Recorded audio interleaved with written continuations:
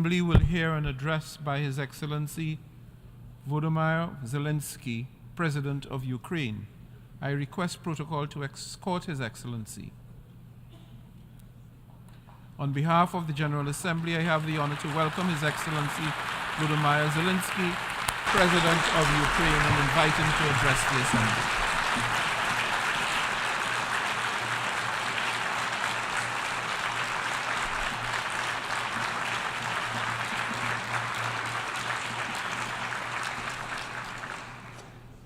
Thank you very much. I welcome all who stand for common efforts, and I promise, being really united, we can guarantee fair peace for all nations. What's more, unity can prevent wars.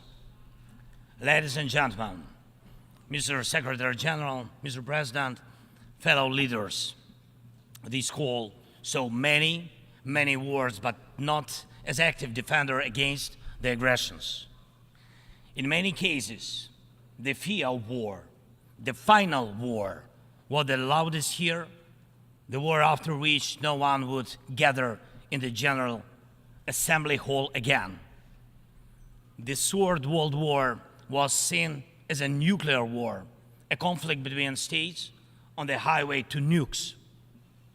Other wars seemed less scary compared to a threat of the so-called great powers firing their nuclear stockpiles.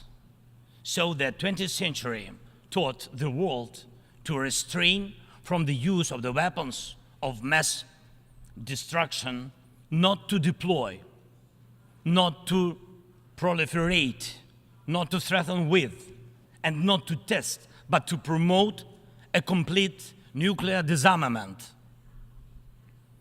Frankly, this is a good strategy, but it should not be the only strategy to protect the world from the final war.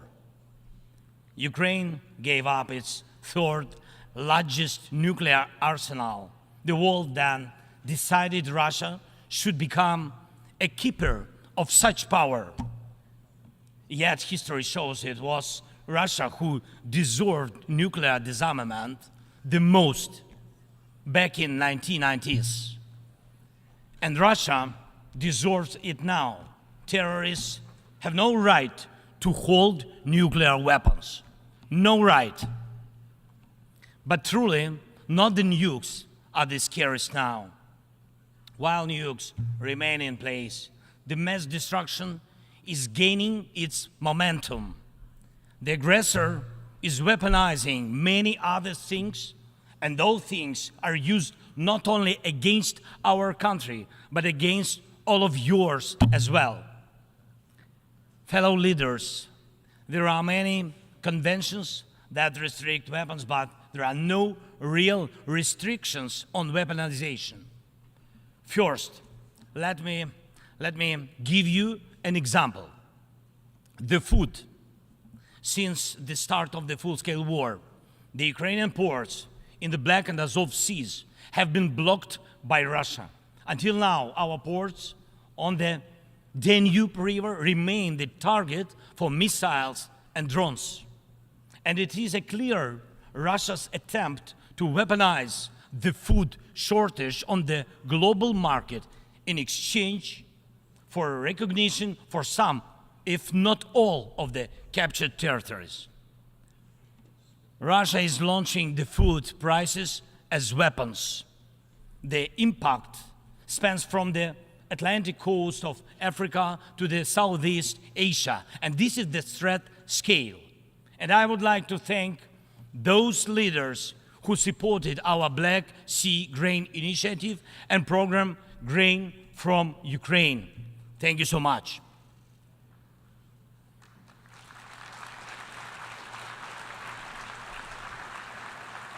United, we made weapons turn back into food again.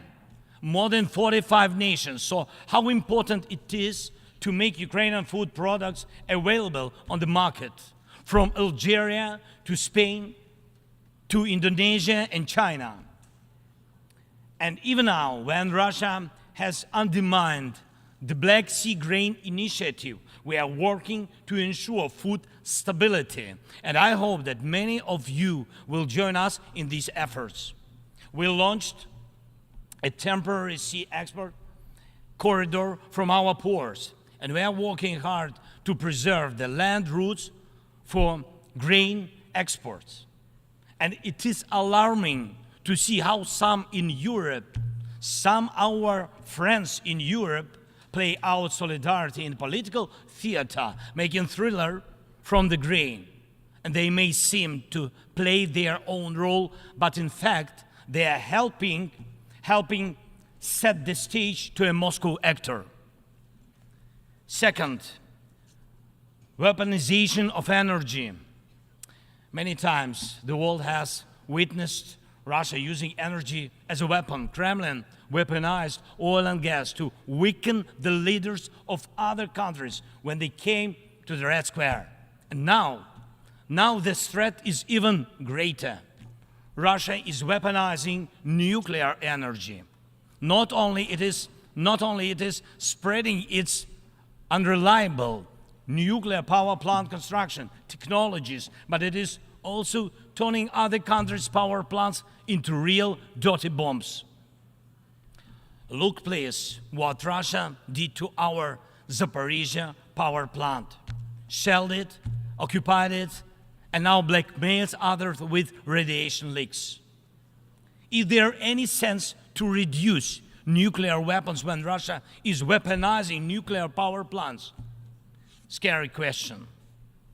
The global security architecture offers no response or protection against such a treacherous radiation threat, and there is no accountability for radiation blackmailers so far.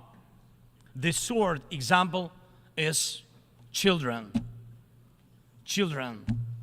Unfortunately, various terrorist groups abduct children to put pressure on their families and societies. But never before the mass kidnapping and deportation would become a part of the government policy. Not until now.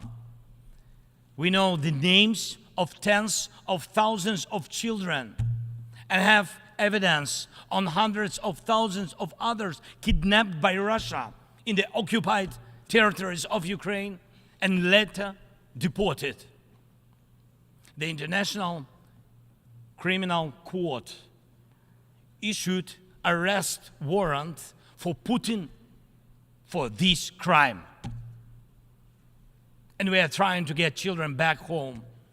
But time goes by. What will happen with them? What will happen to them? Those children in Russia are taught to hate Ukraine, and all ties with their families are broken. And this is clearly a genocide. When hatred is weaponized against one nation, it never stops there. Each decade, Russia starts a new war. Parts of Moldova and Georgia remain occupied. Russia turned Syria into ruins.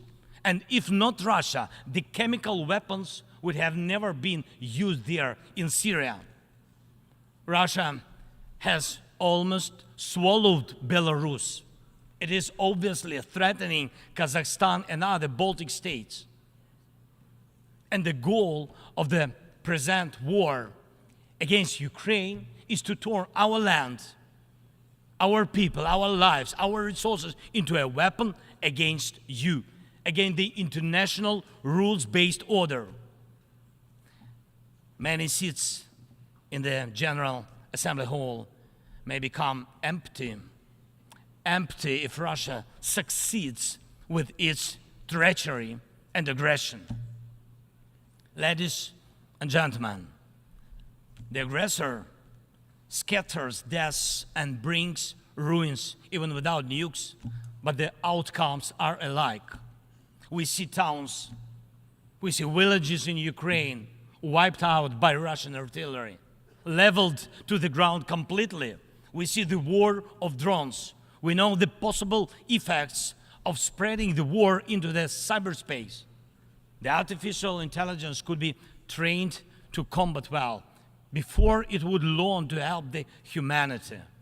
Thank God, people have not yet learned to use climate as a weapon. Even though humanity is failing on its climate policy objectives, this means that extreme weather will still impact the normal global life, and some evil state will also weaponize its outcomes. And when people in the streets of New York and other cities of the world went out on climate protest, we all have seen them. And when people in Morocco and Libya and other countries die as a result of natural disasters, and when islands and countries disappear underwater, and when tornadoes and deserts are spreading into new territories, and when all of this is happening, one unnatural disaster in Moscow decided to launch a big war and kill tens of thousands of people. We have to stop it. We must act united to defeat the aggressor and focus all our capabilities and energy on addressing these challenges. As nukes are restrained, likewise the aggressor must be restrained, and all his tools and methods of war. Each war now can become final, but it takes our unity to make sure that aggression will not break in again. And it is not a dialogue between the so-called great powers somewhere behind the closed doors that can guarantee us all the new wars era, but open war of all nations for peace. Last year, I presented the outlines of the Ukrainian peace formula at the UN General Assembly. Later, in Indonesia, I presented the full formula. And over the past year, the peace formula became the basis to update the existing security architecture. Now we can bring back to life the UN Charter and guarantee the full power for the rules-based world order. And tomorrow, I will present the details at a special meeting of the UN Security Council. The main thing is that it is not only about Ukraine. More than 140 states and international organizations have supported the Ukrainian peace formula fully or in part. The Ukrainian peace formula is becoming global. Its points offer solutions and steps that will stop all forms of weaponization that Russia used against Ukraine and other countries and may be used by other aggressors. Look, for the first time in modern history, we have a real chance to end the aggression on the terms of the nation which was attacked. And this is a real chance for every nation to ensure that aggression against your state, if it happens, God forbid, will end, not because your land will be divided and you will be forced to submit to military or political pressure, but because your territory and sovereignty will be fully restored. We launched the format of meetings between national security advisors and diplomatic representatives. Important talks and consultations were held in Hiroshima, in Copenhagen, and in Jeddah on the implementation of the peace formula. And we are preparing a global peace summit. And please, I invite all of you who do not tolerate any aggression to jointly prepare the summit. And I am aware of the attempts to make some shady dealings behind the scenes. Evil cannot be trusted. Ask Prigozhin if one bets on Putin's promises. Please, hear me. Let unity decide everything openly. While Russia is pushing the world to the final war, Ukraine is doing everything to ensure that after Russian aggression, no one in the world will dare to attack any nation. Weaponization must be restrained. War crimes must be punished. Deported people must come back home, and the occupier must return to their own land. We must be united to make it, and we'll do it. Slava Ukraini!